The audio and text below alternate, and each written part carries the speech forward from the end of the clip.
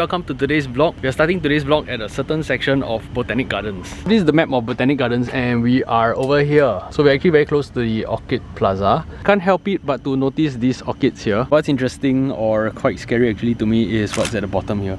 Because this looks pretty much like human hair. A pause because there's a legendary squirrel there. Adorable. Ah, little fluffy muffy buff. This tree here is called the Japanese Kempo tree. And it was actually planted or presented by the Prime Minister of Japan in 1983, way before I was born. Didn't expect so many people to be at the park.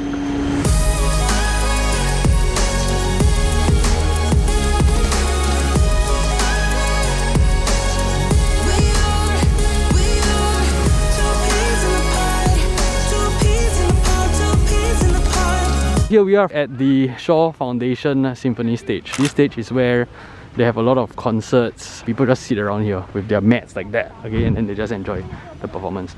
This is also one of the best places to come and relax because you can sit down here, read your book. Of course, today is a really wonderful day. Weather's great. The water lilies, they are so amazing. These are things that you don't really find around Singapore, so it's quite a nice sight.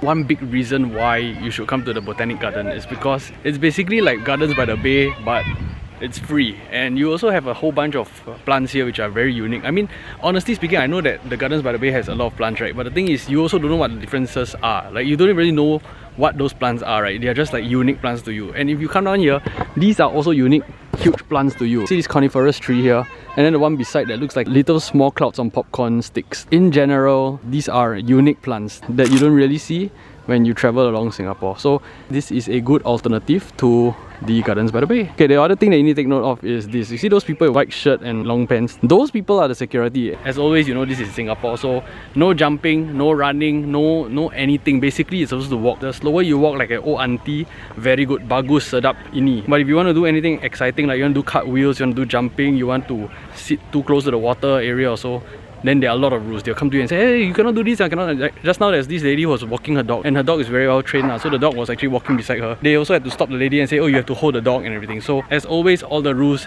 have to come in. If you're going to come down here, just remember, walk like an old auntie and you'll be safe.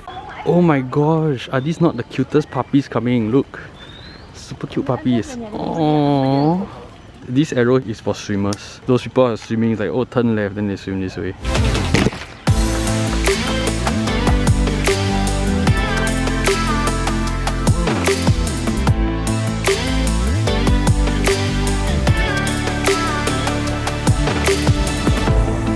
Before we continue this journey, remember to subscribe to us and turn on the notification bell so that we can teach you more about traveling or how you can travel and gain financial success. That's the end result, that's the end goal.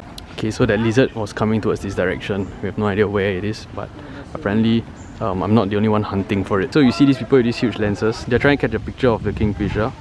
But for us, we're trying to catch pigeons.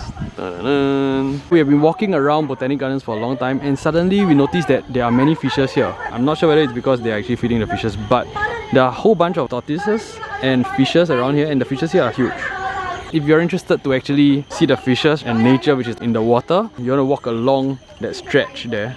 It's actually a straight road from the Symphony stage that we came from. So we walk straight all the way and you get here.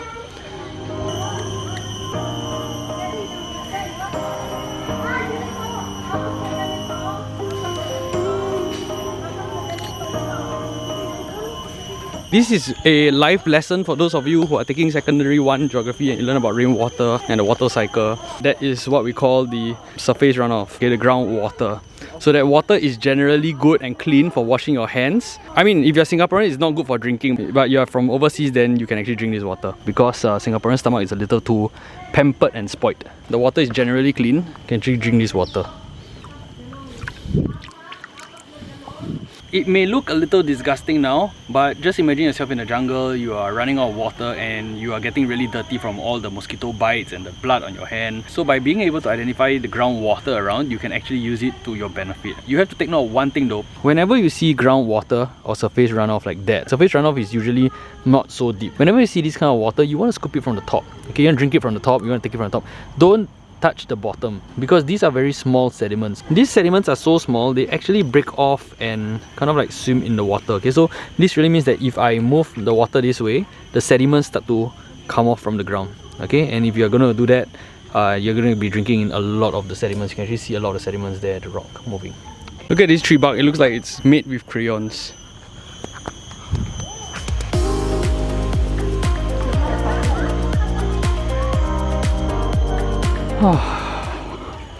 Okay, so we came from here, actually here, and now we're going towards, I don't know, let's go to the learning forest, find the waterfall.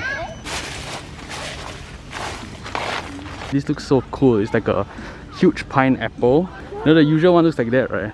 And then this one looks like that, fluffy, like a fluffy plant. We've been walking around this small portion of Botanic Gardens for quite some time, and we are still trying to look for the waterfall. We still can't find it yet. We are now entering parts of the Singapore Botanic Gardens that are within the World Heritage Site buffer zone. Singapore Botanic Gardens World Heritage Site is this red color dotted area. So we are going down this way. So we're actually going towards, actually we have already entered based on the map, into the heritage site. The four main things that people come here to do are to take photos. Number one, to take photos. Number two, Filipino mates love to come down here and laugh and tell jokes and record themselves. Three, it's to have some sport games, like some of them bring balls, but mainly like children probably before they reach secondary school, okay? And the last thing that I noticed many people do are to come down here to have picnics. Finally found the waterfall. Now that we have seen the front of the waterfall, we are going by the back. So it's a different side entirely, and it's very noisy, very loud here.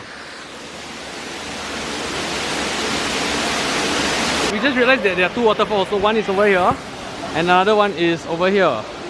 This one is pretty quiet, I have no idea why, but it looks really beautiful because of the different steps. The other one is just coming down.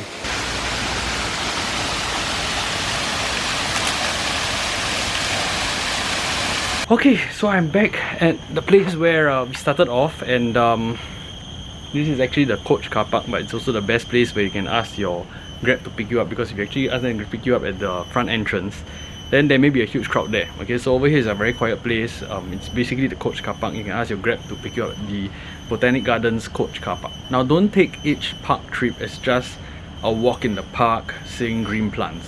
What you really want to do is to observe what people are doing and gain ideas from them, because these are things that at their best capacity they believe it's the most fun. So unless you can think of even better ideas or more fun ideas, you can actually just observe what they're doing and pick up ideas from them. You see, many people have been asking me, like, they want to make vlogs, they want to make videos for memories. It's also for me to note down all my memories, the people I meet, where I go, and the weather at that point of time. So all in all, it's an amazing experience for me. Every video is something that I actually do look back many years later. Pictures, I take pictures of everyone, even my friends. When they send me pictures, I actually do save these pictures because I love to look back, and sometimes I send them these pictures again maybe 4 or 5 years back, and they are looking at their young self and they're like, oh, you know, memories. Today we have seen some quite interesting activities like having picnics, and you'll be surprised picnics are not just for families. We saw a bunch of guys, probably in their teenage years, and they were sitting together, 4 of them, and they were just having a picnic there. Now with that, I hope that everything that you do in life now will come with a purpose. You start to begin to see more than just the task that you're doing. Start to be more creative. You start to see how people do it. Ask yourself, how do people do it? What are some of the ways they do? It's the same for studying, it's the same for working. Instead of just working endlessly or studying endlessly, maybe you can ask yourself, how do people study? What techniques do they use? You know, what techniques do successful people use? And you start to study and learn these techniques, and then your life starts to improve. This simple trip has taught me a lot, and I hope you have learned a lot too. Remember, drop me a subscribe and turn on the notification bell so that you can be updated with all these really enriching lessons and ideas and value that is brought to you right at the comfort of your seat. Okay, with that, I'll see you in the next video. Stay cool, stay awesome, and be aware as always. Bye!